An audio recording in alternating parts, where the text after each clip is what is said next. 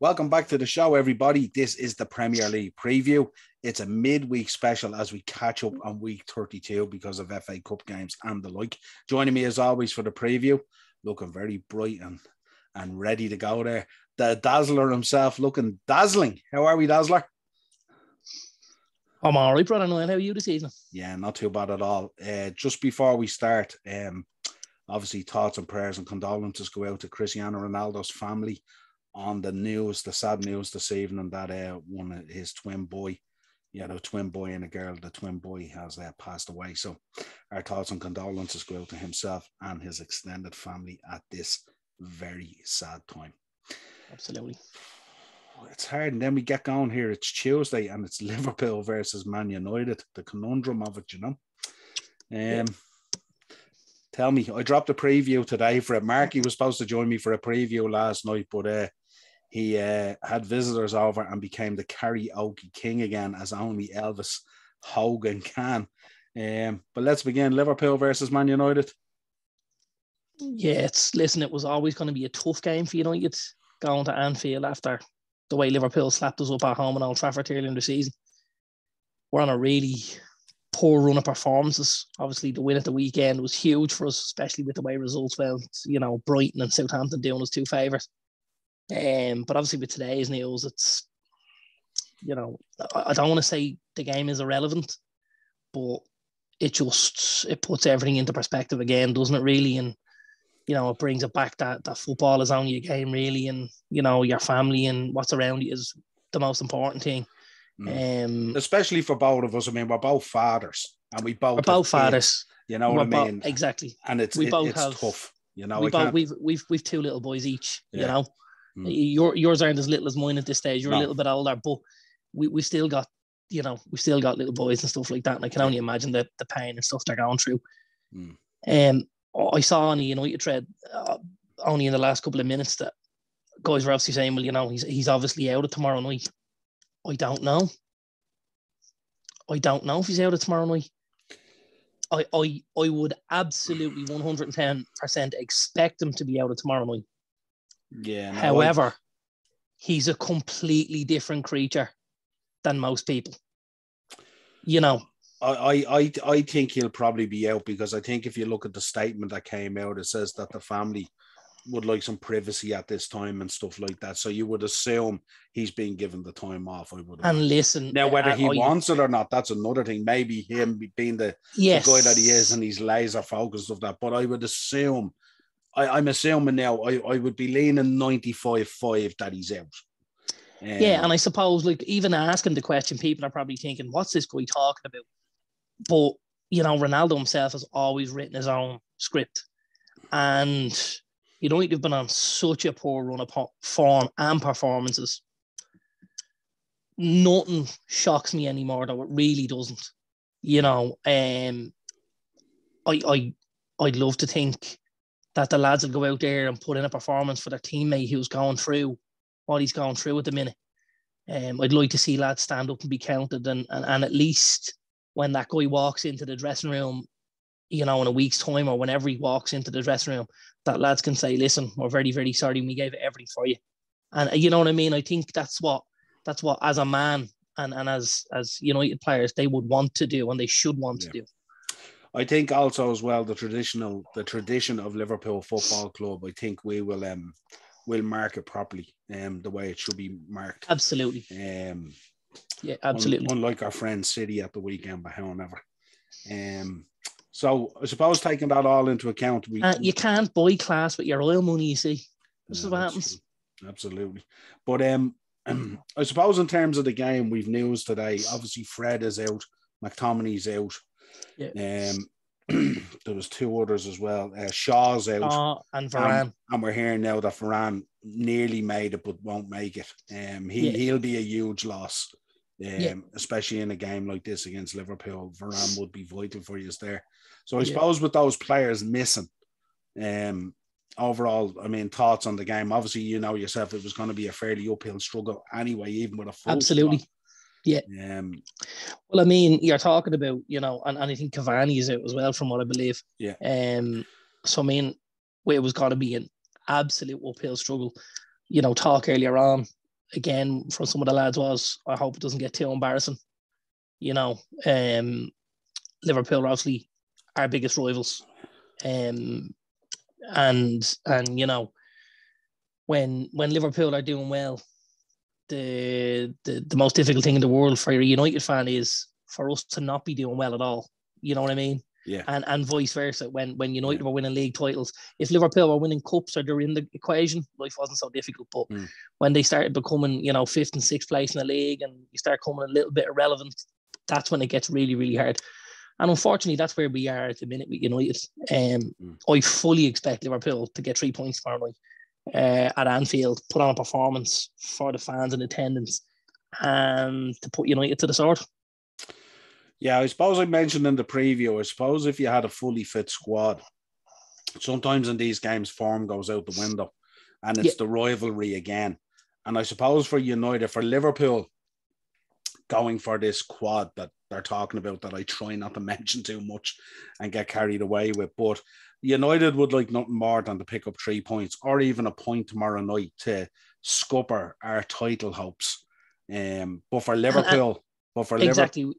We'd love to be the party poopers, and if the shoe was on the other foot, Liverpool would do exactly the same thing. Oh yeah, absolutely. You know, and it would be. I spoke to a Liverpool fan the other day, and he said, you know, this is your biggest game of the season, and I thought, well, no, the Arsenal game is the biggest game of the season we have.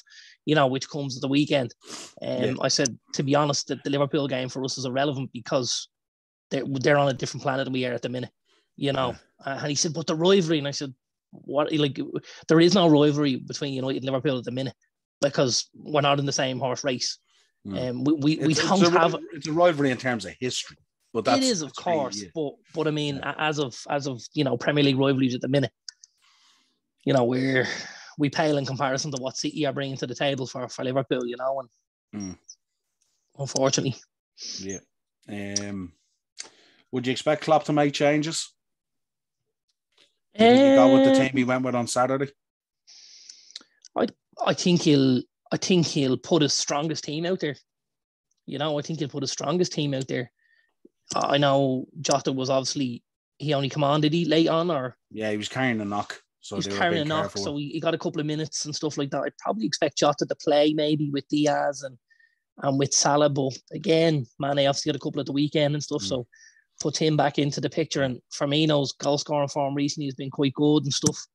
Although I don't expect him to start. I think, you know, they use them from the bench. They use them for impact at the minute when things aren't going their way, you know, or even to change the direction that things are going. They use them very, very well. What did you make of our midfield at the weekend? Is that our strongest midfield? Keita, Fabinho, and Thiago? I like the boy Fabinho, always have. I think he's a super footballer. Thiago, I certainly think you'd look like a better team with him in the team. I think he, you know, the way he keeps everything ticking all the time, it's touch, and it's tempo. And he gives, he receives, he sits in the pocket. You know, he's very, very clever and stuff like that. I still think there's more from Thiago, if I'm honest. I still think you could see more. I don't think he's maybe been as creative as he has previously, and I don't think he's got, you know, as many goals as he has before in the past. Keita for me would be the one that I could possibly look at removing from the team. You know, that would be the only one for me that would be up for debate. Other than that, Jordan Henderson's form has been so poor, really. In recent matches, he's been dropping 5s and 6s, really. You know, so it's. And to be honest with you, I'm a huge fan of the boy Curtis Jones. A huge fan. I think he's a really good footballer, the lad. I think he's going to be a very, very good footballer. And I just think he's a little more creative in that area than Keita is. I just think he looks to drive a little more and to drive at teams. And I think Keita is a little bit happier to kind of break stuff up and sit, and he's not necessarily on the front foot all the time, you know. And I just think when you've got maybe a Fabinho and a Thiago in the team like that, they do a lot of that. So don't necessarily see the point in having a third guy who does something very similar. Do you know what I mean? Now listen, Fabinho's the first name in the team sheet for me, if I'm honest. He's an absolute class on his own. He's very, very good in that midfield position. Super calm on the ball. He's in control. He screens the back four so well. You know, his passing is good. He's relatively creative, considering he's so far back in the pocket. You know what I mean? He's really able to put the ball into good areas. He's a super player. Massive fan of the boy Fabinho, I have to say. You know. Do I dare ask a scoreline? Let's say 3-1 Liverpool. That's what I went with on the preview, 3-1. Yeah, it's probably a little bit hopeful, if I'm honest. Like, and then that's, you know, when you think I listen, I would not be shocked at all to be beaten 5-0 again. I wouldn't be shocked. You know, if I just look at the tempo and the pace that Liverpool play with, they're gonna hurt us. Like, Norwich absolutely ripped us a new one on Saturday, and they're not very good. So what's the team second in the league table going to do for you? You know, it's going to be tough. Yeah, no, it'll certainly be.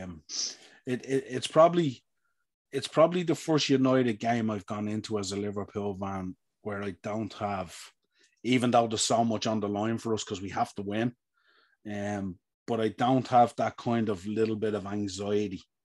You know, that bit of anxiety that you'd sometimes get if a Martial popped up or a Rashford popped up or, someone pops up like that.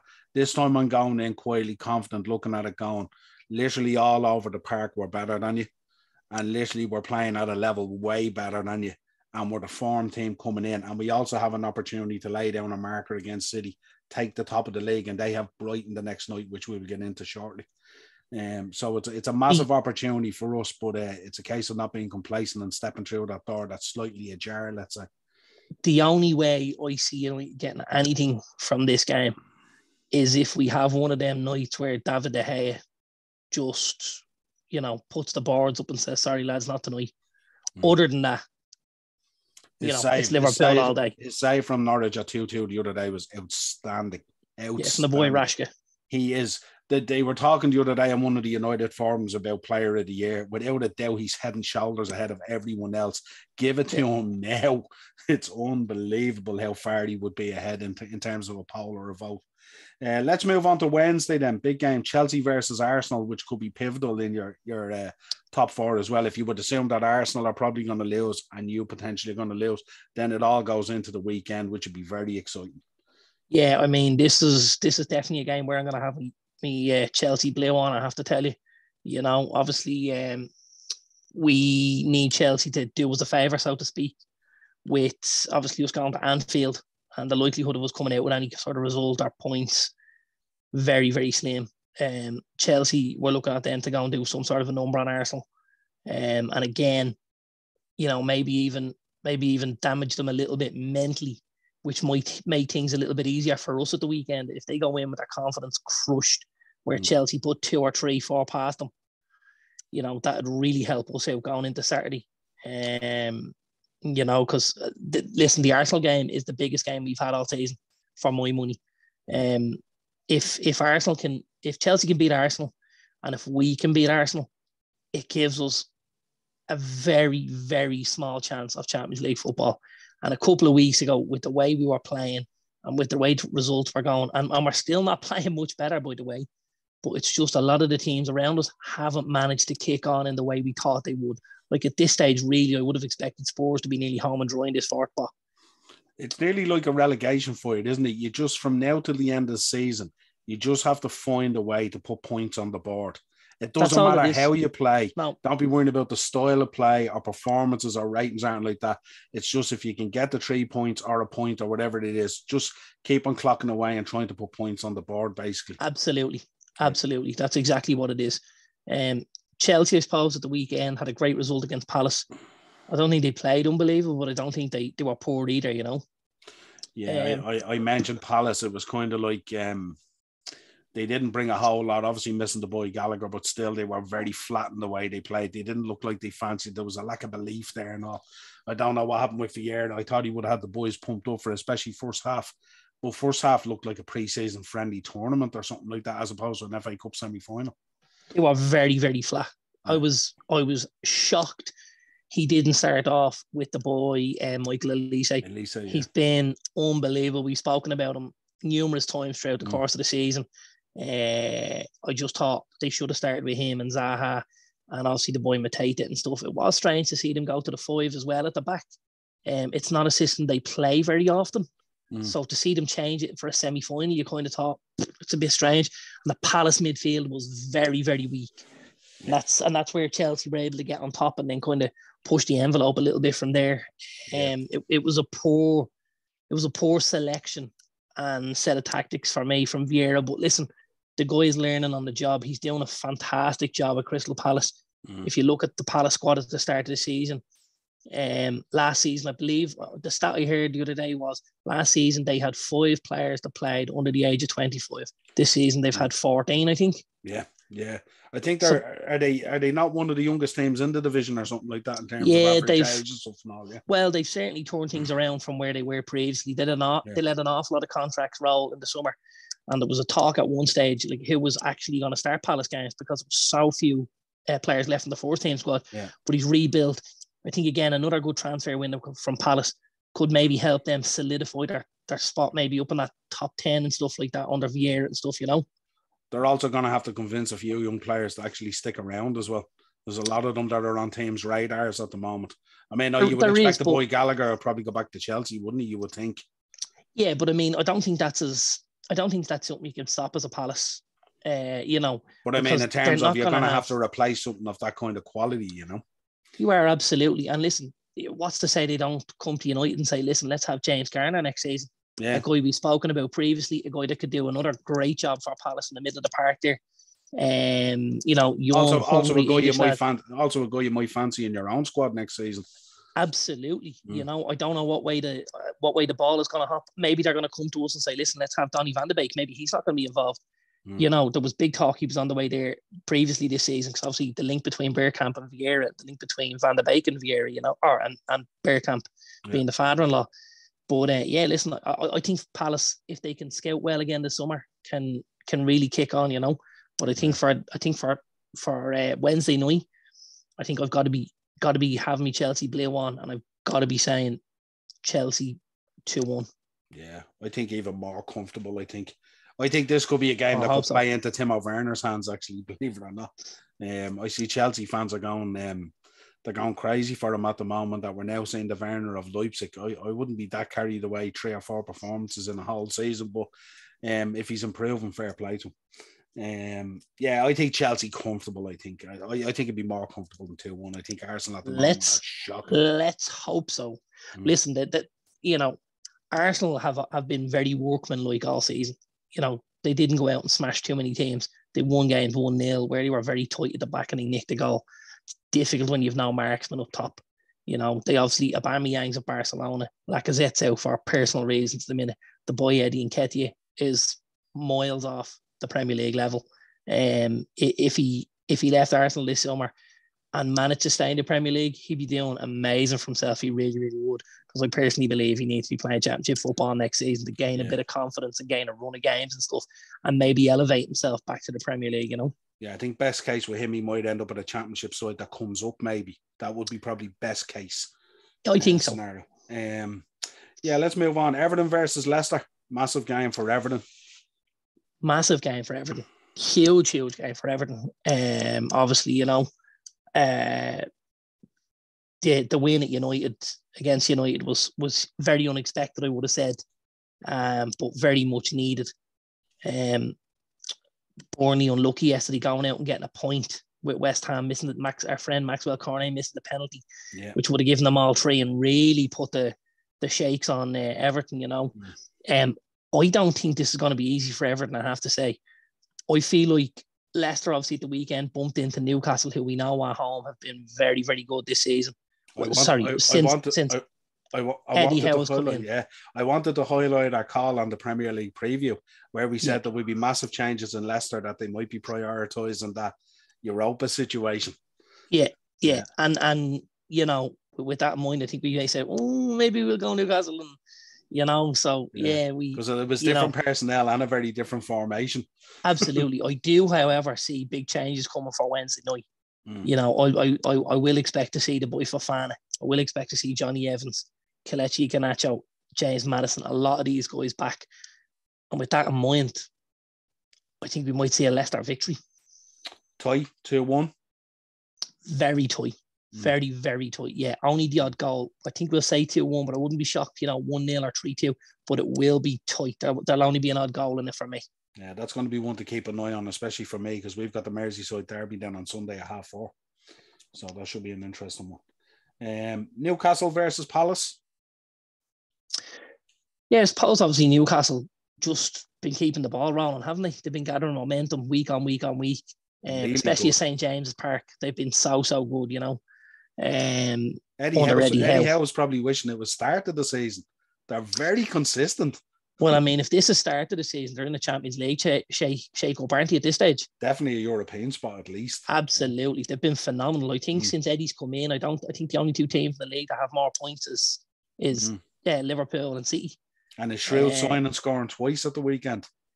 Yeah, the boy Bruno Guimaraes. And he doesn't tend to get loads of goals, but he took the 2 goals well, obviously the 95th minute winner is just, that's like icing on the cake, isn't it, when it's so late in the day, because obviously you give the lads so little chance of coming back and stuff like that. And as a coach, though, you love to see it from your players, though, don't you? Oh, absolutely. Still at it, Yeah, absolutely. And I think, I think he's only going to they're only going to go from strength to strength up there, Newcastle. I've seen the atmosphere in the games over the last few weeks up at St. James's Park has been electric. It's gone back to the St. James's Park that we knew over the years.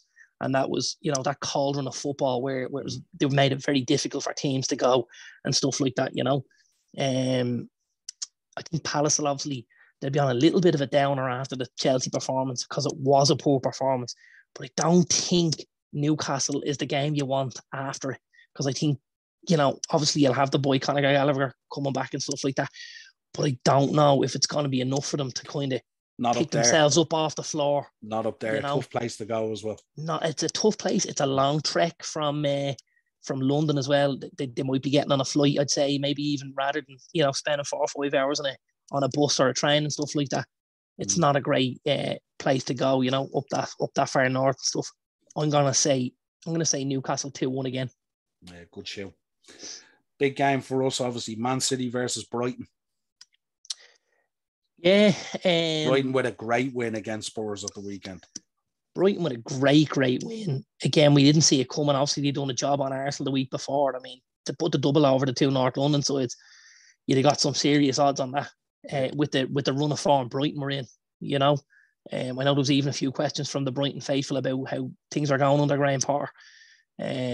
So really great win. They kept going into injury time, really, really just kept driving. And you thought they just had so much belief at 0-0. You thought, wow, these guys really think they're going to win this, Yeah. And Spurs looked the other. Spurs you could have given them the ball and they were poking and prodding, but they weren't necessarily creating, and they didn't look like that whole lot of confidence there.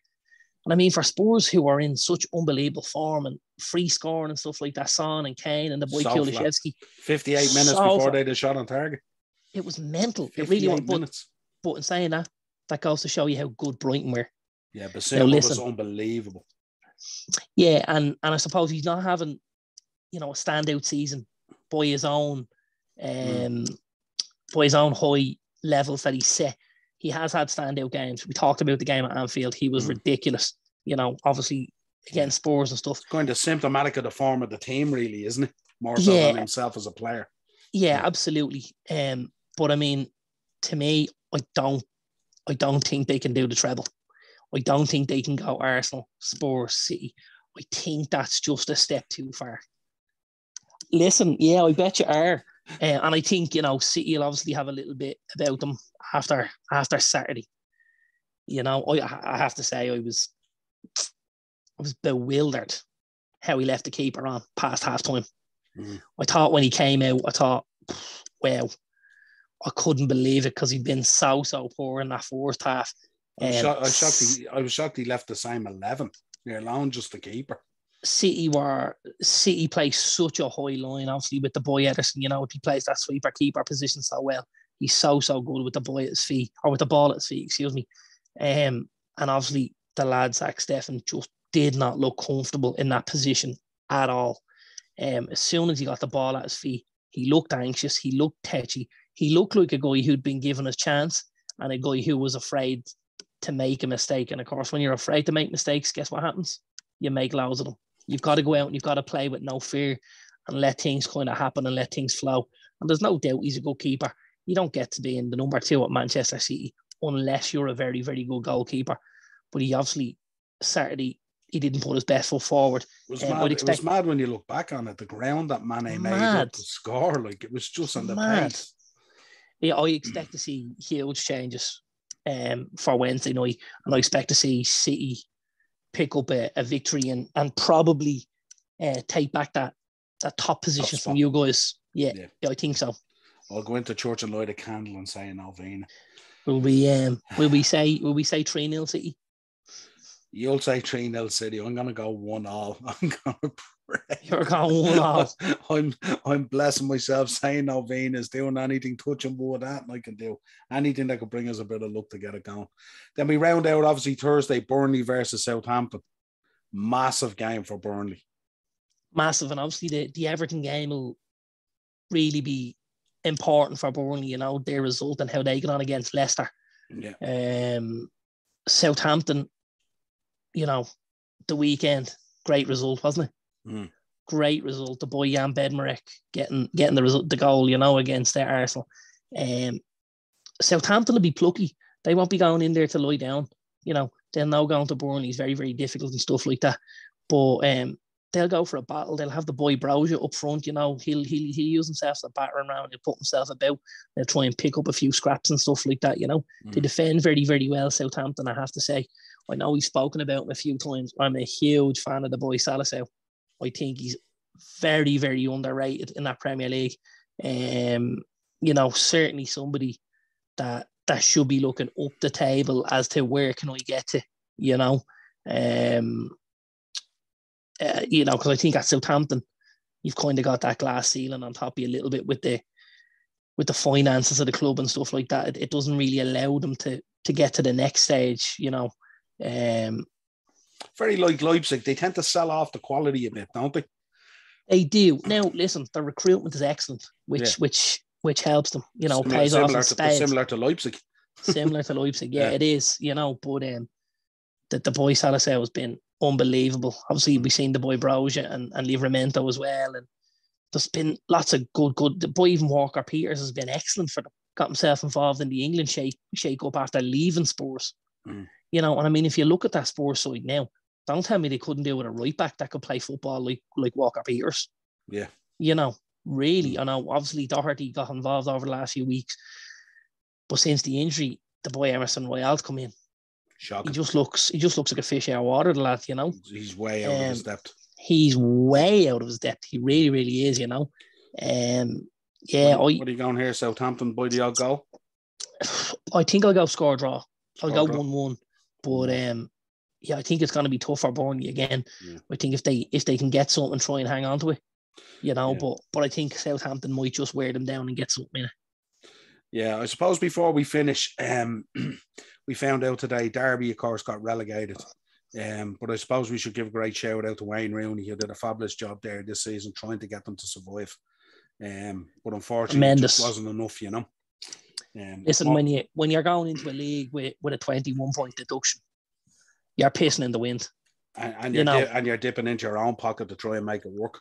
You're dipping into your own pocket. You're paying for hotel rooms. You're buying the drone that goes up above the training ground and stuff like that. He's been phenomenal for Derby County. You know, he's said himself he scoffed at the Everton job because he wanted to stay at Derby and try and he wanted to try and make it happen.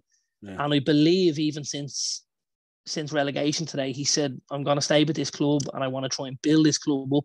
He's talking about trying to go out and win League One next season, get back to the Championship and build again. And if that's the case, like, you've got to say, like, speaks volumes for the lad who was often vilified, isn't it? Speaks volumes for him, like as a human being, near alone a football manager, you know. So yeah, and I suppose it's, you know, it's the guys like that. They're always easy targets, aren't they?